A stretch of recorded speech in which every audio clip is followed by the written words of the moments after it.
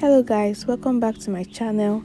Today we're going to be making chocolate cake and I'll share some tips and tricks on baking, so stay tuned.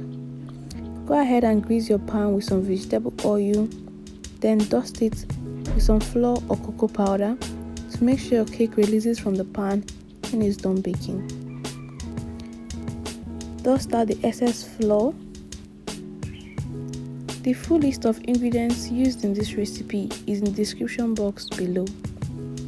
Go ahead and sieve your flour. If you don't have a sieve, you can use your fork to whisk your flour to break up the lumps and incorporate some air in your flour. We'll go ahead and measure out our flour now.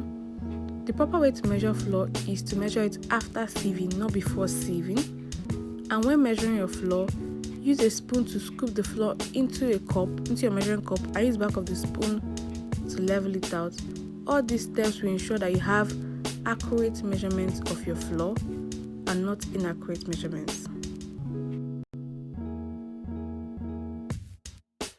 We'll go ahead and sieve our cocoa powder and then measure it out.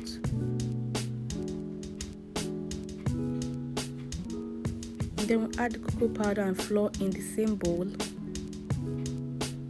Then we'll add our sugar after measuring. Then we'll add our baking powder,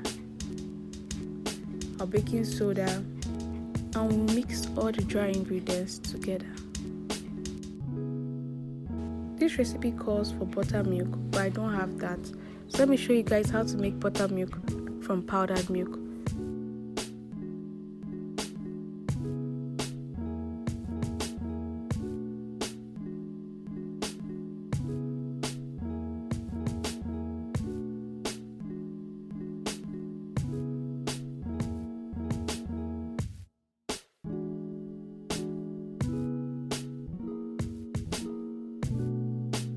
In a different bowl, we'll go ahead and add our oil and warm water, not hot water.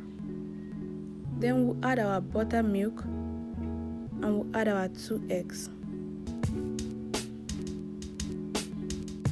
It's advisable to crack your eggs into a different bowl before adding it into your mixture, just in case one of them is rotten, so it doesn't ruin the rest of the ingredients.